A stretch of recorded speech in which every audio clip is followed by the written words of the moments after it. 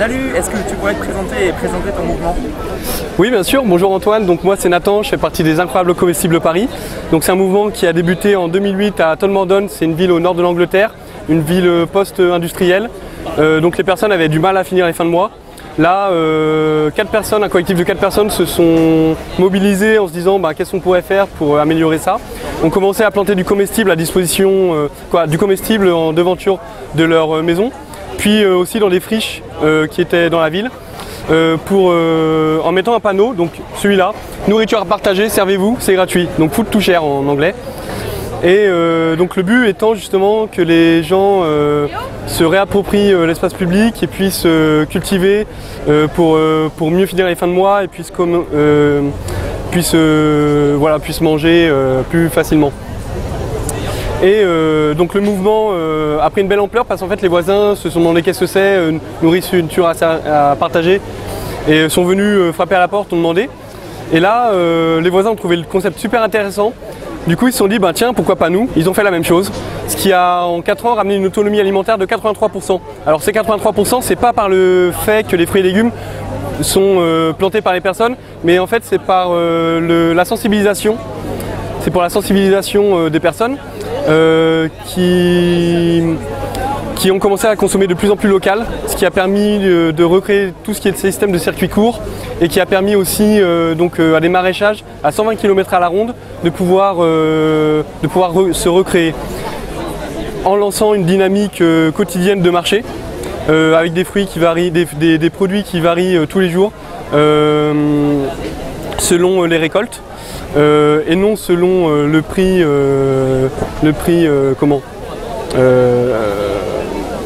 raisonnable, dit raisonnable actuel. Et donc le mouvement 4 ans après est arrivé en France. Ça donne du coup les Incroyables Comestibles? Comment? Et au niveau de Paris, qu'est-ce que ça donne les Incroyables? Donc voilà, justement j'en viens. Donc les Incroyables Comestibles sont arrivés en France en 2012, puis fin 2012 à Paris. Donc ça a été des petites actions, des buts de sensibilisation, de dons de plantes, de dons de graines, de petites plantations par-ci par-là. Puis jusqu'au jour où on a eu un rendez-vous avec la mairie de Paris qui nous a permis d'avoir une subvention, qui nous a permis d'installer 3 bacs officiels à la maison des associations de Paris 12e. Et par la suite des choses, un accord avec le conseil de quartier de la vallée de Fécamp qui nous a permis aussi d'utiliser 10 bacs qui étaient plantés par le conseil de quartier, qui nous ont laissé donc planter du comestible. Ils étaient assez sceptiques au début, puis en voyant l'action, se sont dit tiens, ça a l'air de pas mal marcher. Du coup cette année c'est eux qui nous ont rappelé pour justement qu'on plante dans la ville. Dans ces bacs. La mairie du coup a rajouté 4 nouveaux bacs dans la rue de Wattignies. On a l'aide aussi d'un jardin partagé qui est le jardin des Deux Lauriers qui est à 5 minutes à pied, qui nous permet justement de pouvoir planter des semis et des plantes et des boutures pour justement pouvoir agrémenter ces bacs. On a la mairie du 12e maintenant qui nous suit, la mairie de Paris qui est pas loin. Et donc notre but c'est d'élargir le mouvement. Donc on a pas mal de groupes qui se sont lancés, comme par exemple le 94 avec Céline qui avait commencé une initiative locale devant sa boutique, qui maintenant vient nous faire des ateliers, des formations d'ateliers bac, carrément avec du bois de palette, qui est quelqu'un de très dynamique avec plein d'autres personnes.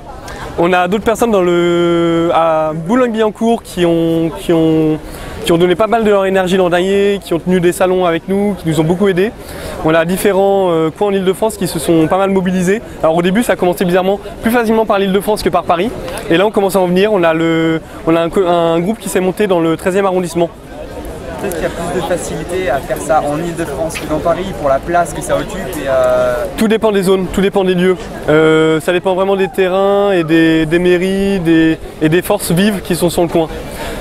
C'est aussi là où c'est important, nous on est un mouvement et pas une association, on fait tout pour rester un mouvement, parce qu'en fait c'est une force citoyenne et non une association qui soutient les gens. Nous on n'est pas là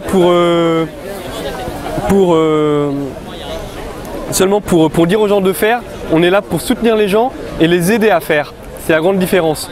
Donc bien sûr on se dit parfois c'est peut-être un peu léger de planter du comestible, de planter ça un peu partout.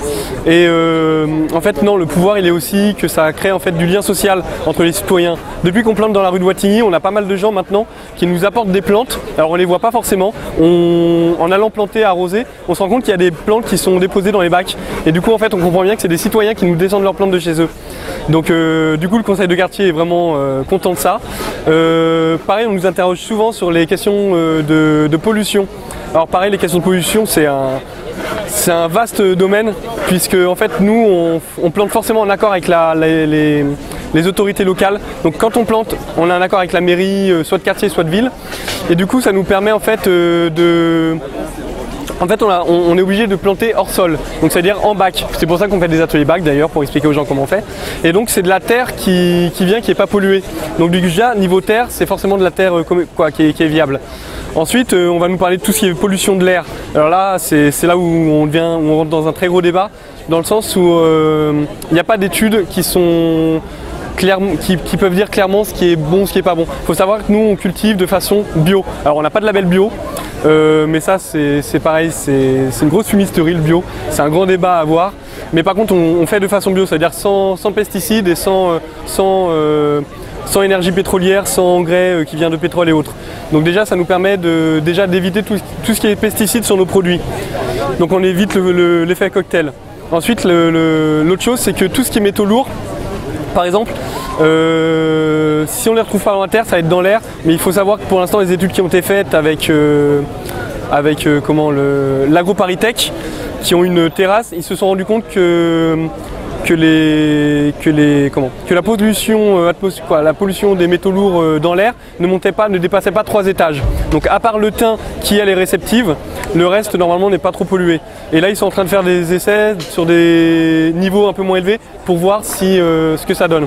Il faut savoir aussi que quand on cultive, qu'on est dans une cour, si on est protégé par exemple par des bâtiments comme là, du coup une cour fermée, on a déjà beaucoup moins de produits toxiques qui viennent. Ensuite, il suffit aussi de regarder dans l'agroalimentaire, dans tous les céréales et autres qu'on mange. Il suffit de prendre l'autoroute en Ile-de-France pour se rendre compte que les champs de blé sont à 2 pas des autoroutes. Donc après, voilà, quand on dit si vous faites pousser, on ne peut pas le consommer, on n'a pas d'études qui peuvent dire le contraire. Et inversement, on se rend compte que l'agro-industrie fait des choses de ce type-là aussi. Donc ça c'est pour toute la partie pollution. Alors après ça va être le débat sur les particules fines. Pour l'instant c'est pareil qu'on cultive à Paris ou ailleurs. Les particules fines il y en a partout en France. Donc à moins d'être isolé dans un bois, les particules fines on les retrouvera pratiquement n'importe où. Donc déjà bien laver les fruits et légumes qu'on fait pousser. Que dire de plus ? Je pense que c'est déjà pas mal. Merci beaucoup. Voilà.